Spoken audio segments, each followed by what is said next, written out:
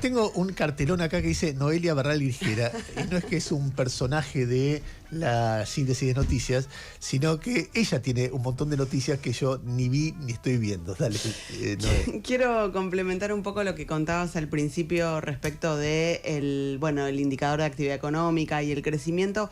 Hay un cruce de datos muy interesante que hace la consultora Síntesis de Alejandro Banoli. Los que nos están viendo en YouTube van a poder verlo en pantalla porque cruza los sectores que más están creciendo en la economía de Milei con cuánto empleo generan. Entonces, lo que vos estás viendo en pantalla es, si están más en rojo, son sectores que están cayendo en estos años de Milei, y cuanto más amplio es el círculo, más empleo generan. Muy bueno. Y viceversa, ¿no? Los que están en verde son los que más crecen, y cuanto más pequeño es el círculo, menos empleo generan. Entonces ahí tenés que caen mucho industria y comercio, que generan mucho empleo, está y también está medio ahí como empatados servicios profesionales, que también genera empleo, y crecen mucho intermediación financiera, minería, que no generan tanto empleo. Y eso es un poco también lo que se está viendo con estos indicadores de crecimiento, que ayer, como vos decías, el gobierno festejó a rabiar, y que, bueno, tienen este impacto también en un crecimiento desigual.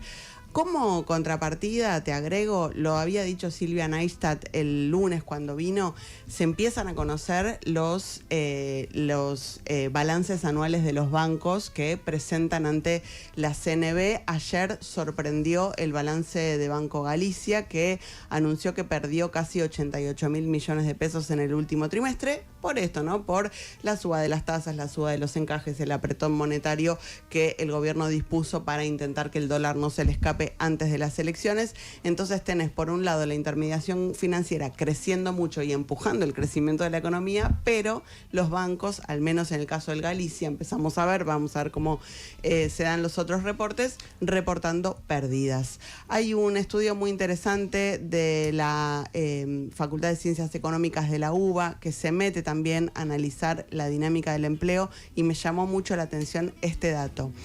El empleo privado cayó 6 veces más que el empleo público en el último mes en la República Argentina, y esto se combina con la tapa del diario La Nación de hoy, que marca que hay un 9% más de empresas que entraron en procedimiento preventivo de crisis en lo que va del año comparado con todo el año pasado. O sea que estamos en una situación bastante complicada. Hoy se van a conocer los indicadores de consumo. Habíamos hablado hace unos días de lo que había mostrado Sentia, y tengo también para mostrarte respecto del consumo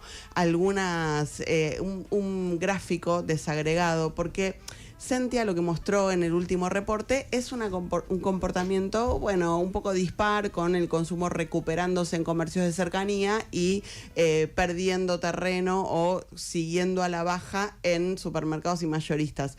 Pero cuando vos ves este gráfico, que también es de la consultora de Alejandro Banoli, lo que ves es que incluso el consumo que recupera todavía estando por debajo del punto cero, del punto de partida del gobierno de Javier Milei. Uh-huh. Entonces, cuando hablamos de este comportamiento dispar, bueno, incluso cuando se recupera el consumo, sigue estando por debajo de ese punto de partida. Y termino con esto. Hoy también un día importante para el equipo económico. Hay una licitación por casi 14 billones de pesos que hay dudas ahí respecto de si va a dejar algo de pesos liberados el Banco Central para intentar dinamizar un poco la economía, si va a subir un poco la tasa o no. Ayer subió el dólar, subió el riesgo país. Entonces son cositas que vienen un poco a contramano de los números del INDEC. Hay, como siempre, desde que empezó el gobierno, hay dos miradas sobre qué es lo que está pasando en el proceso económico.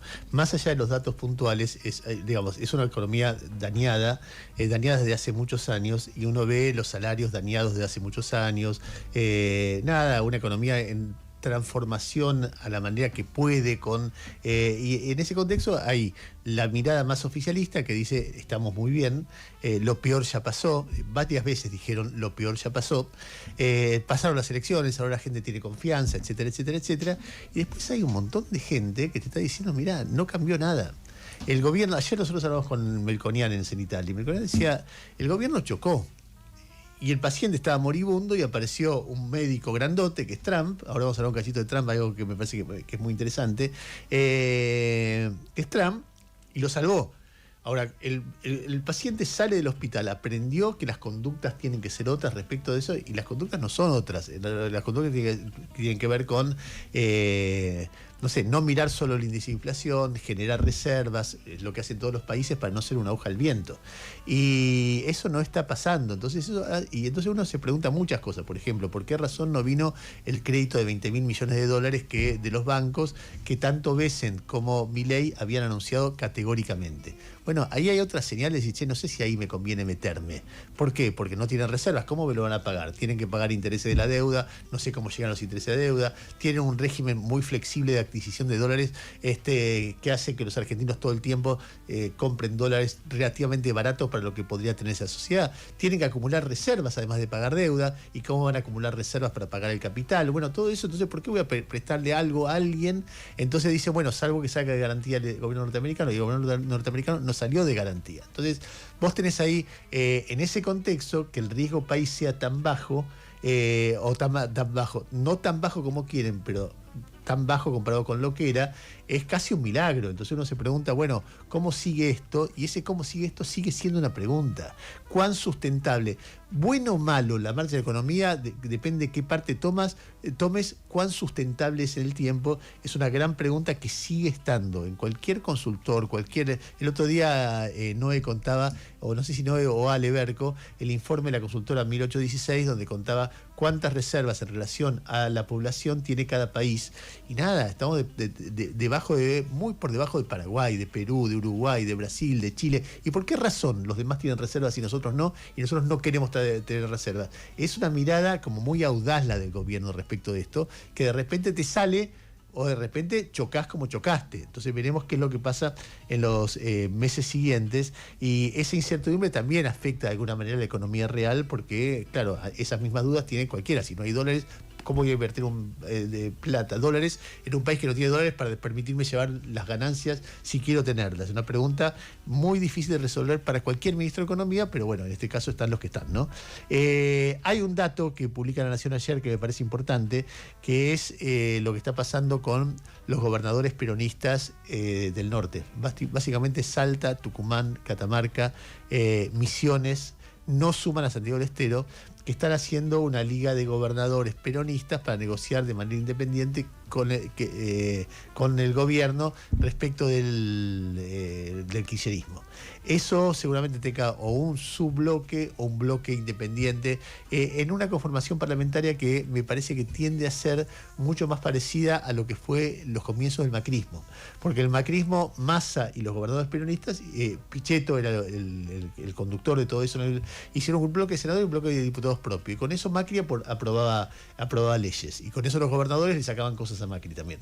Entonces, y el kirchnerismo estaba aparte. Cuando el macrismo se empieza a caer, hay un liderazgo peronista muy inteligente, ahí Cristina se empieza a abrir y empieza a sacarse fotos con Victoria Donda, con Pino Solana, después con un gobernador, después con otro. La frutilla del postre de todo eso es la candidatura de Alberto Fernández y Massa sumándose al final, que Massa resistía para negociar de la mejor manera posible sus lugares ahí.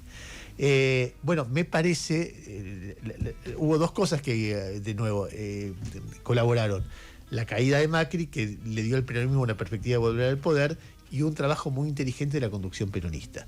Bueno, vamos a ver qué pasa en estos 2 años. Yo no me cuesta imaginarme que la caída de Milei sea tan fuerte como la que tuvo Macri en aquel momento. Con lo cual hay un polo de atracción un polo que no va a expulsar tan fácilmente. Y me cuesta imaginarme una dirigencia peronista que pueda juntar los pedazos de nuevo. De repente la hay. Yo escucho en el peronismo más sonidos de ruptura y no solamente sonidos de ruptura de los gobernadores con el kirchnerismo, sino sonidos de ruptura dentro del kirchnerismo. Me parece que la relación, me pregunto hacia dónde va la relación Axel-Cristina. Cierto que los periodistas siempre dicen, cuando vos nos escuchás gritar, cuando todo el mundo, somos como los gatos, cuando nos escuchan gritar, todo el mundo cree que nos estamos peleando y tal vez nos estemos reproduciendo. Bueno, veamos, no siempre se reproducen, no siempre se pelean. El tiempo dirá qué es lo que pasa por ahí.